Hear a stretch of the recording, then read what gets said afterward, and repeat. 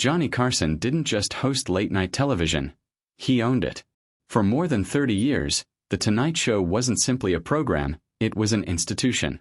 Thousands of celebrities passed through that iconic chair, but only a rare few broke through Carson's carefully guarded host persona. These were the guests who made Johnny stop performing and start being himself. Jimmy Stewart was the one who made Carson vulnerable.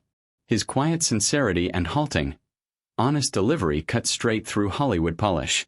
When Stewart read his poem about his dog, Bo, Johnny openly wept on air, a moment so real it became television history. Bob Newhart matched Johnny's comedic DNA perfectly.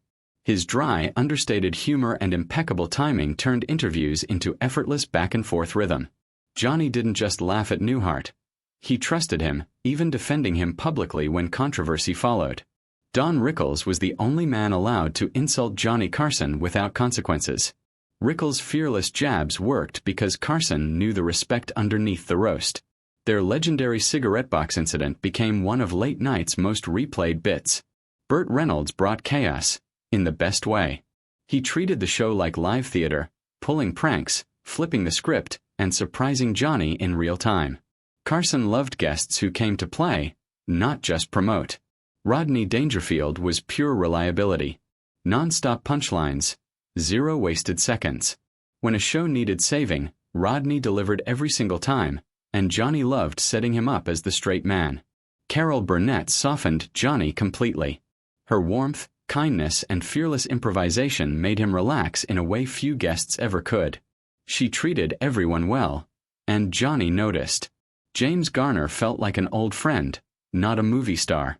Honest, unpretentious, and allergic to ego, Garner made conversations flow naturally without effort.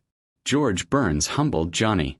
Burns' longevity and sharpness fascinated him, turning the host into a student listening to a master. Lucille Ball commanded deep respect. Johnny treated her like royalty, honoring her as both a comic genius and a television powerhouse. And Orson Welles awakened Johnny's intellect. Deep conversations, brutal honesty, and shared love of magic and ideas.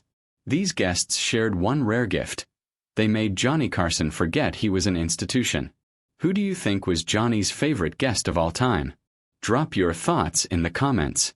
And if you love deep dives into classic Hollywood personalities, feuds, and legends, subscribe to Classic Hollywood Feuds.